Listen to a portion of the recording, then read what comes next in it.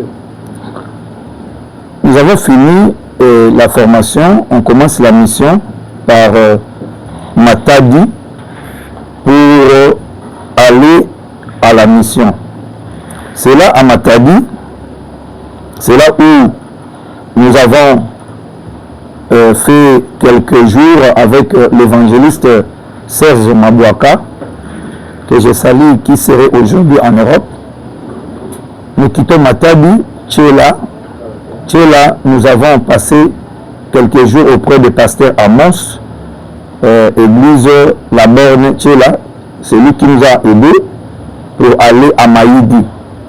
C'est là à Maïdi où nous avons rencontré un évangéliste et nous avons fait aussi quelques enseignements là-bas à Maïdi. Après Maïdi, nous avons fait des formalités pour traverser le fleuve Tchiliango. La RDC n'a pas seulement le fleuve Congo, mais il y a aussi le fleuve Tchiliango qui sépare Mayende Maïdi et Kabinda Beranova.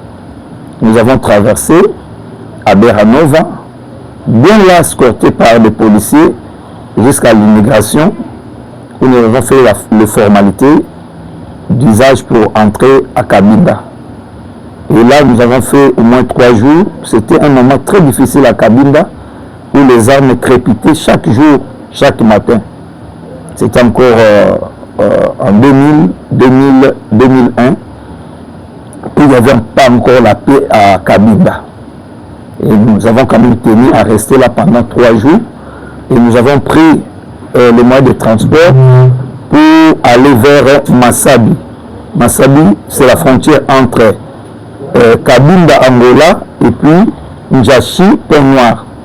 Nous sommes restés là pour essayer de faire des formalités.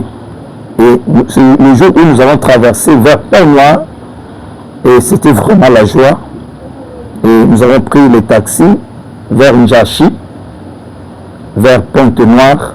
C'est là où nous nous sommes installés en 2000 comme base missionnaire. C'est moi le leader du groupe, c'est moi qui conduisais la délégation. Arrivé dans un terrain qu'on ne connaît pas bien, on doit avoir beaucoup plus de maîtrise. Et on a essayé ce jour-là de voir certaines églises sœurs sollicitées jusqu'à ce que nous avons trouvé des pasteurs qui nous ont reçus. Et nous avons commencé à faire le travail là-bas, dans certaines églises à Pont-Noir. Ce qui nous donne beaucoup plus d'impact dans la vie de Pont-Noir, nous avons commencé avec le pasteur Josué, le code du ministère en 2001. C'était pour la première fois en 2001 de commencer le code du ministère. C'est dans l'église Fepako Nzambe Malam. Le pasteur titulaire, le pasteur régional était là, c'est le pasteur Djobi. Nous sommes réunis là pour la toute première fois dans la ville de Pont-Noir, c'était en 2001. Et il y avait, bien aimé dans le Seigneur, nous avons réuni 22 hommes de Dieu. Nous avons réuni 22 hommes de Dieu et après, il y a eu ceux qui n'ont pas voulu que cela continue. Vous savez, la formation n'est pas donnée à tout le monde. Et il y avait des vieux pasteurs qui n'ont jamais été formés. Ils ont été contre nous. Alors, il y a eu un peu de ce genre de choses. Le premier jour, nous étions là. Il y a eu quelques gens qui se sont présentés. Après le deuxième jour, troisième jour, personne ne pouvait venir. Nous nous sommes arrêtés là. Il faudrait chercher comment faire la mission par la foi, sans avoir une église d'attache qui vous soutienne. Nous avons commencé à toquer les portes ça et là à Pont-Noir, et avec le pasteur Josué, une petite église qui ne pouvait soutenir les deux missionnaires à la fois, l'évangéliste Serge Mabouaka et le pasteur Nikelani Bienvenu. On a continué jusqu'à ce que Dieu a ouvert des portes. Nous avons fait des formations sur l'évangélisation. la méthode de Semer. Nous avons fait quelques séminaires dans la ville. Je ne saurais citer des dates parce que là, ça date un peu. Mais au moins, nous avons impacté la ville de Pointe-Noire par nos formations et puis le séminaire. La formation qui m'a fait remonter dans la ville de Pointe-Noire, c'était la formation sur l'évangélisation avec les méthodes de Semer. Et c'était bien parce que là, nous sommes rencontrés avec Makeb qui était missionnaire à Kinshasa. Et lui, il était envoyé à Pont-Noir comme missionnaire dans leur mission. Lorsque Makeb m'a vu, il m'a dit non, lui, il parlait aussi le Lingala. Lui, quand il a une école d'évangélisation, moi je dis oui, vous êtes de là quelle promotion? Moi je dis je suis la dernière promotion de l'école internationale d'évangélisation de Kinshasa. Ah bon, alors on va travailler avec vous. Ça c'était une ouverture, qu'un blanc accepte un noir. C'est ici, j'insiste, la formation est très importante pour un homme de Dieu. Et on m'invite, ils avaient leur directeur de l'évangélisation régionale, le pasteur, j'ai perdu le nom, on a travaillé avec lui, mais ce qu'ils ont remarqué en moi, c'était, je communiquais facilement avec les étudiants, les évangélistes. J'ai donné la formation, les photos sont là ici, nous allons travailler sur ça, nous allons vous présenter, et la formation s'était très bien passée. C'est là où on m'a payé pour la première fois. On m'a payé ce qui était le dû, et j'ai touché quand même quelque chose pour cette formation-là, bien que le pasteur qui était régional, il a voulu toujours contourner. Ce n'est pas un problème. Moi, mon but était de donner ce que j'avais aux serviteurs de Dieu, les évangélistes. Et c'était comme ça, la mission. De 2000 à 2001, nous étions là à Pont-Noir, travailler et former les serviteurs de Dieu. En 2002, je devais remonter. Non, en 2001, le Seigneur m'appelle aussi, il dit, vous avez une mission à faire à partir de Brazzaville. Je n'ai jamais été à Brazzaville, je n'ai personne à Brazzaville. Comment je peux arriver à Brazzaville? Mais Dieu, lorsqu'il appelle quelqu'un, il prépare des voies et moyens pour permettre que la mission devienne une réalité. J'arrive dans une église, nous sommes vers Zéphirin Makayabou. De l'autre côté, c'est l'arrondissement 4. Et de l'autre côté, vous allez vers Zéphirin Makayabou pour ceux qui vivent à Pointe-Noire. Et il y avait une église là au milieu, le pasteur en question, pasteur Abel. Il travaillait dans une société pétrolière. Je suis allé assister comme tout homme de Dieu et nous nous sommes retrouvés là-bas avec le prophète Samuel. C'est le jeune. Il a commencé à démontrer des démonstrations terribles. Et toute l'église et les serviteurs de Dieu étaient ébahis. Moi, étant qu'ancien, j'étais là en train de voir. Et jusqu'à la fin, j'ai appelé le prophète Samuel. J'ai essayé de le conseiller. Voilà, il faut faire cela pour bien évoluer. C'est là où nous avons fait connaissance avec le prophète Samuel qui avait des relations à Brazzaville. C'est lui qui m'envoie maintenant à Brazzaville. Il dit non, si vous arrivez à Brazzaville, allez voir telle personne. Quand Dieu envoie quelqu'un, il donne toujours des possibilités, des moyens pour que la mission se fasse. J'arrive, il fallait acheter les billets. Vous savez, à Pont-Noir, il y a la grande gare, c'est en face de l'océan. Et il y avait le pasteur assistant de cette église-là. Le titulaire, c'est l'apôtre Abel. Le deuxième pasteur, c'est lui qui travaillait à la CFCU. Donc, j'arrive là, à la gare pour acheter le billet. Dès que j'arrive, on change le prix des billets. J'étais fauché, je ne pouvais plus faire quelque chose parce que, en soi, je n'avais pas assez de moyens. Quelqu'un qui me vient me dire, oh, il y a le pasteur, le deuxième pasteur de cette église-là, il est responsable ici.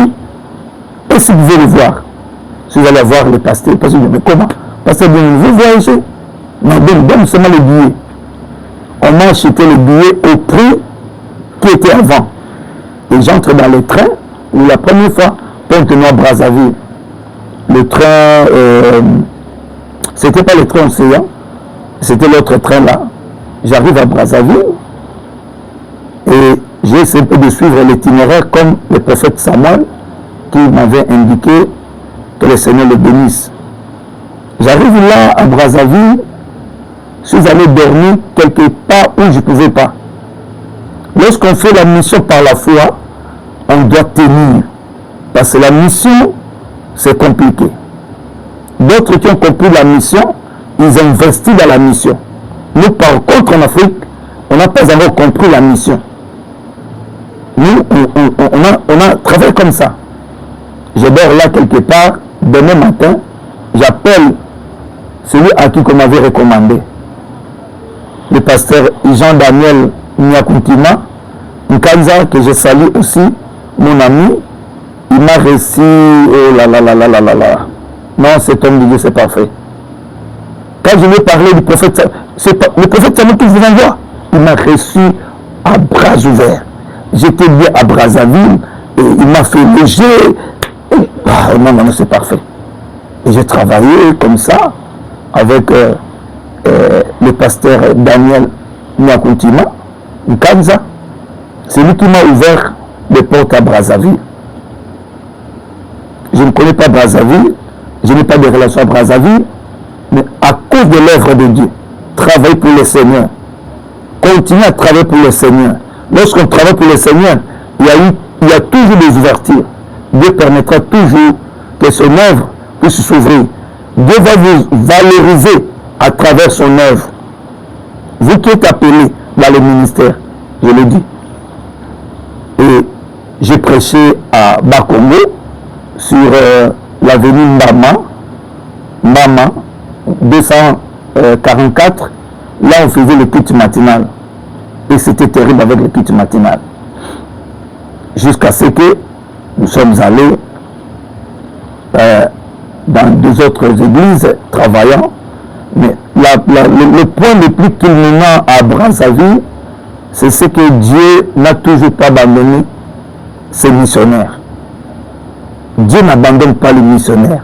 Lorsqu'il dit allez et faites de toutes les nations les disciples, les baptisant au nom du Père, du Fils et du Saint-Esprit.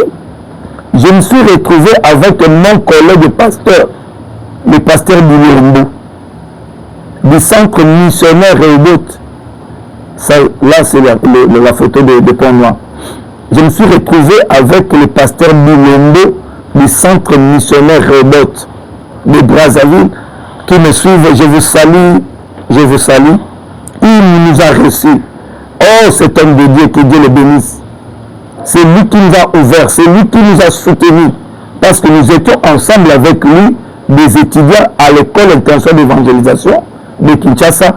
Nous avons les deux départements, le département de l'évangélisation et puis le département de l'éducation chrétienne. Lui faisait l'éducation chrétienne. Maintenant, comme il manquait le cours sur l'évangélisation, moi je devais intervenir dans leur communauté. Il m'appelle pasteur bienvenue, vous devez faire des formations ici de l'évangélisation. Merci, pasteur Bilombo avec sa femme. La première formation, c'est ce qui s'est fait à Wenze. À Wenze, sur Jeanne Vial. Nous avons fait la formation de semeurs là-bas. Toute une équipe composée de leur communauté de Brazzaville. Nous sommes retrouvés dans leur cellule de Wenze à Jeanne Vial.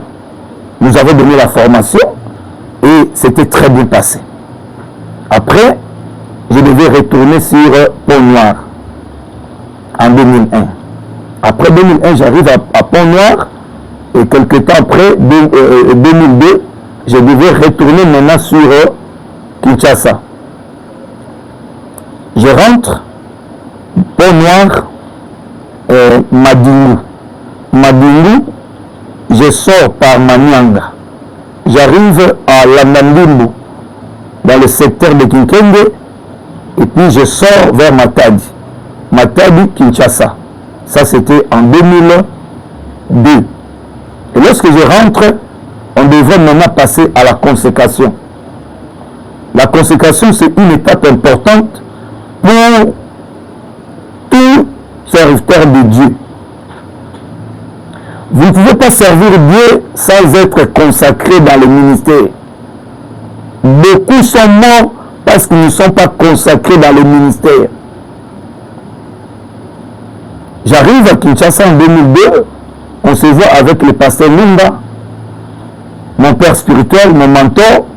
Il dit, pasteur, bienvenue, vous devez passer à la consécration.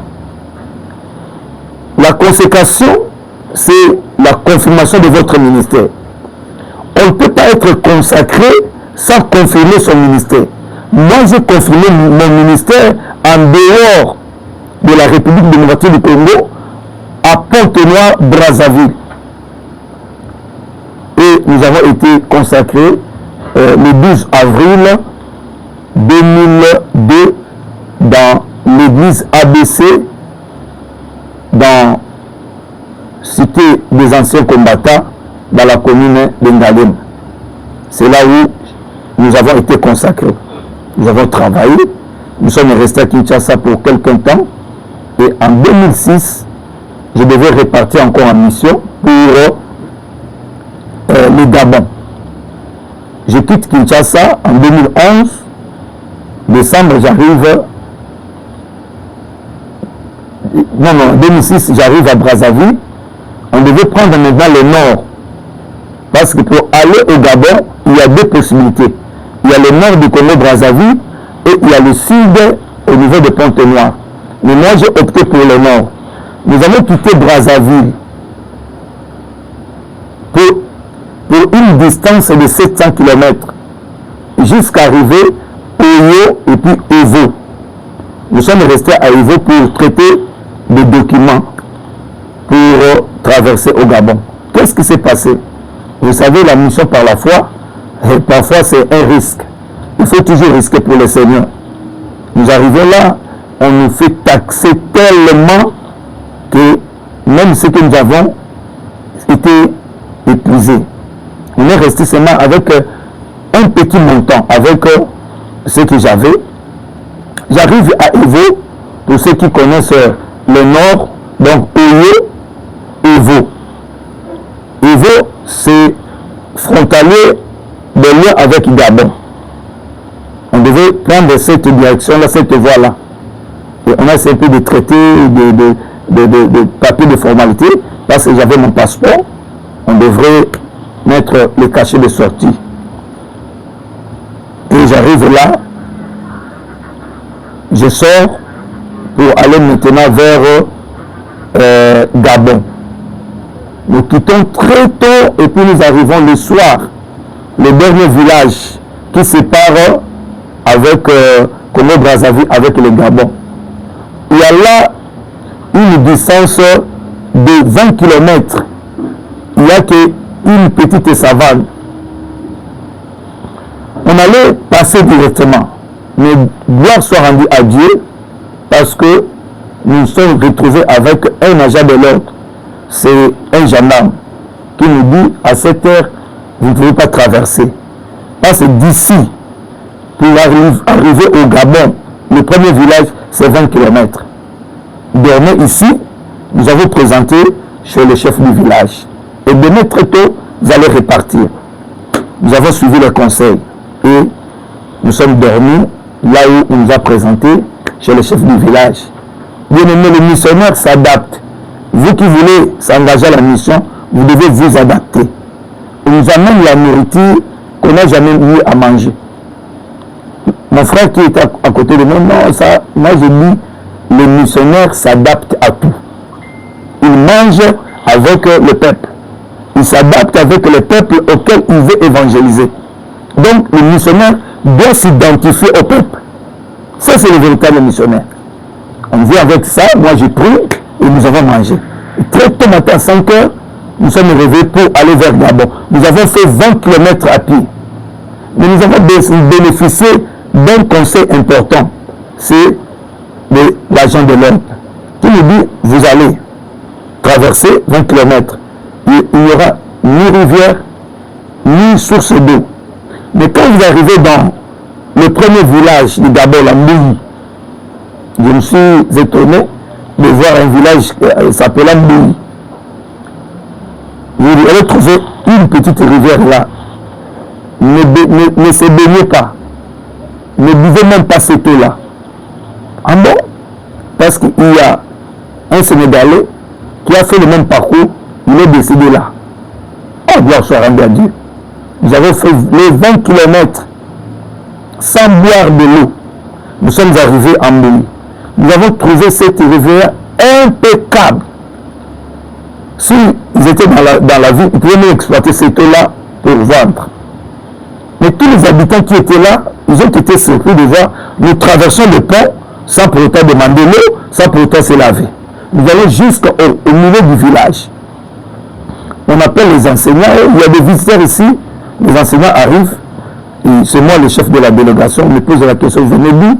Vous allez où? Moi je dis, nous venons du Congo démocratique, nous sommes des missionnaires. Avez-vous des papiers? Je fais sortir mon passeport, et je fais sortir l'ordre de mission, je les présente. Mais une maman qui s'est intéressée à nous, elle nous pose la question en Kikongo. Mais nous sommes comme moi je dis oui, mais tu vas comme toi. Il y a un quoi, tout bien. Est-ce que vous mangez la chouan? Moi je dis non, on mange la chouan. Je suis en train de préparer les chouan ici. Je vais vous donner, puis vous allez acheter des sardines. Ok, merci maman. Et lorsque la maman termine, elle vient avec 2 bâtons de chouan et nous avons acheté les boîtes de sardines. Nous avons mangé en voyant le chef du village. Vous savez, avec toute considération, avec les enseignants, tout ça. Elle vient directement chez moi pour me poser la question. Qui est le chef de la délégation? Je dis moi. Avez-vous des papiers? Je présente mes papiers, le passeport, tout ça. Il dit, ok, ici, il n'y a pas un service d'immigration. Vous devez encore faire, à part 20 km. Le premier jour, quand nous avons quitté Evo, nous avons marché 45 km. Le deuxième jour, c'est 20 km. Et lorsqu'on arrive, on dit qu'il y a la base là-bas de la gendarmerie, là où il faut qu'on puisse mettre le cachet d'entrée. Nous devons encore marcher 8 km. C'est ça la mission en Afrique. La mission par la foi. Nous avons encore fait les 8 km. Lorsqu'on arrive là, un peu plus loin, on voit cette même rivière-là qu'on nous a interdit. Moi, je dis, c'est facile, on va boire et puis on va se laver. Le frère qui était avec moi, lui, il n'était pas serviteur de Dieu, c'est un frère qu'on s'est connu dans les quartiers, mais on s'est retrouvé au cours de route, en cours de route. J'ai levé mes mains dans la rivière, j'ai invoqué le nom du Seigneur. Après avoir invoqué, j'ai commencé à boire de l'eau et puis je me suis baigné. À quelques kilomètres, il y avait le village là, nous entrons, il y a la base de la gendarmerie, qui nous donne des questions, vous allez où? Vous venez d'où et vous allez où? Nous allons ici au Gabon. Faire quoi? Faire l'évangélisation. Qui vous a dit qu'on a besoin de l'évangélisation ici? Vous savez, avec une mission archaïque, on marche avec des syllabismes, des gros syllabismes. Ça, c'est des choses déjà révolues. Et aujourd'hui, les choses sont vraiment évoluées. Il nous a arrêtés là, nous sommes dormis là, demain matin, il vient, et on a fait des formalités, avancé, nous avons pris le véhicule, encore 8 km. Et maintenant, on devait se diriger vers la France-Ville, dans la province de Haut-Toblé. Tout a été posé comme argent. Nous sommes restés qu'avec 15 000 et 20 000 francs CFA. On arrive dans l'autre barrière, on doit encore 5 000. Donc nous sommes restés qu'avec 15 000. On ne pouvait pas arriver à France-Ville. On a pris les véhicules ensemble avec les autres. Lorsque nous sommes arrivés à Kémy, pour ceux qui connaissent Gabon, On nous dit votre billet se termine ici. J'ai supplié les contrôleurs de pouvoir nous aider à arriver à France. Ils disent non, non, ça ne peut pas aller. C'est ça la mission par la foi. Nous descendons là. Nous descendons là à Akeni. À Akeni, on ne connaît personne. Bien-aimé travaille toujours pour Dieu. Celui qui travaille avec Dieu, Dieu reste toujours un appui sûr. Même si les gens peuvent vous délaisser, mais Dieu ne vous abandonnera pas. Il a dit, je ne vous abandonnerai pas, je ne vous délaisserai pas. Je vois la pancarte d'une église, là où nous sommes descendus. Moi, je dis aux frères, entrez ici. Nous entrons jusqu'en bas, il y avait une église là-bas. Nous arrivons, il n'y avait personne. Nous sommes assis dans le gradin là, très épuisés par un voyage long sans être soutenu. Nous voyons quelqu'un qui vient avec un vélo comme ça, un jeune comme ça. Je m'approche, je lui pose la question, nous cherchons le pasteur de l'église. Lui, en retour, il pose la question, Lorsque nos leaders, on a toujours très sur vous. Moi, je suis le pasteur Nkelem Bienvenu de la République démocratique du Congo, de Kinshasa. Ah bon, vous cherchez qui? Moi, je cherche le pasteur de l'église. Il dit, c'est moi le pasteur de l'église. Ok, nous avons culte à 15 heures. Restez là, il y a des gens qui vont s'occuper de vous. Nous arrivons là, nous sommes restés là jusqu'à 15 heures. Il y a eu des gens qui sont venus, les gens de nettoyage, ils ont nettoyé l'église, papa. Après quoi, le culte a commencé. Le culte a commencé. Au milieu de la prédication, le pasteur de l'église, que je n'ai pas encore, j'ai perdu son nom, il appelle le chef de la délégation, qui était le pasteur qui vous parle. Je passe, je monte jusqu'à là où il était.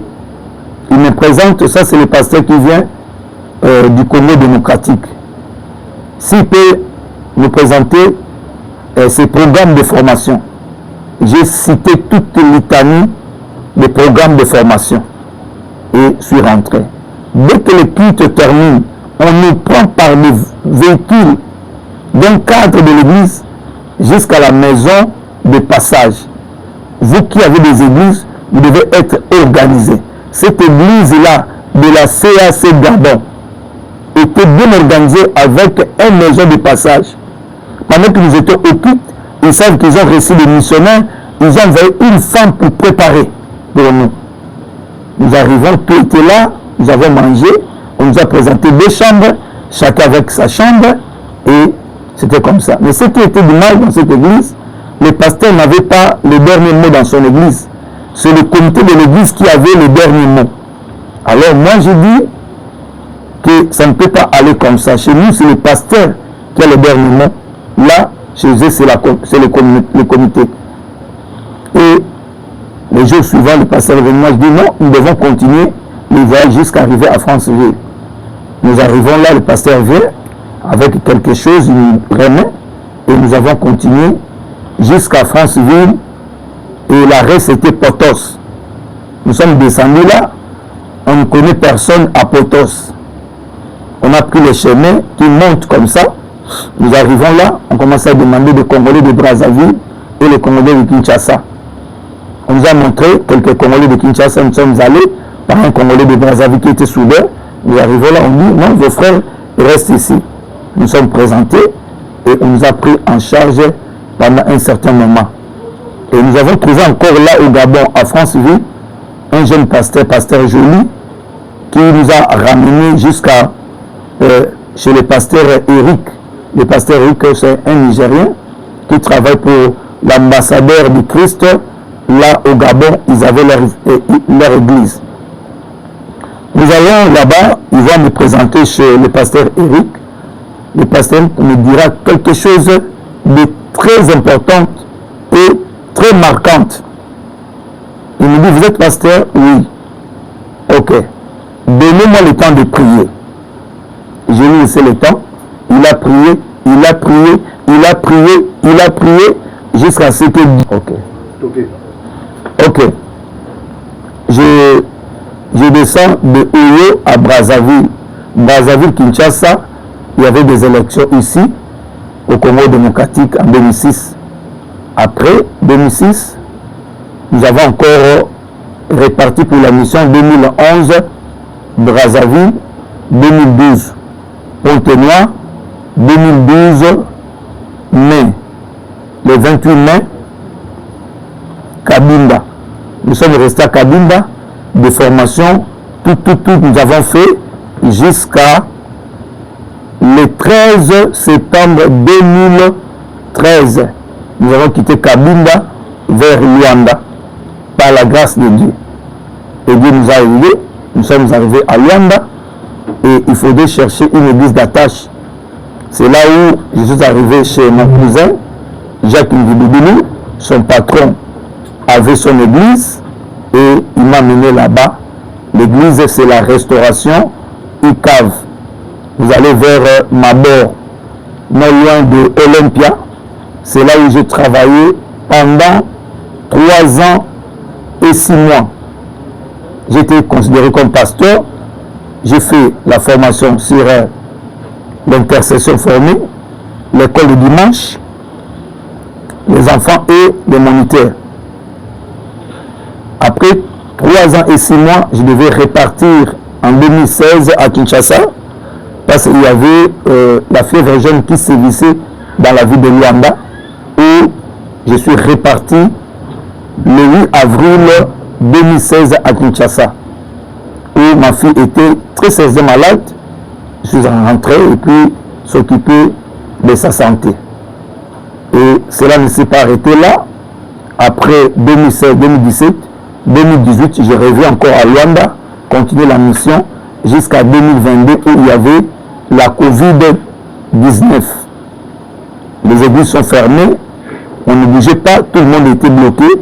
Et après, on a ouvert les églises et nous avons continué. Je suis sorti Kinshasa pour 7 mois, revenu 2023 encore, et jusqu'à ce que je suis rentré à Kinshasa l'année 2024, et à 2025 on a commencé l'implantation de l'église de Ngoudiabaka, les Amis de Jésus.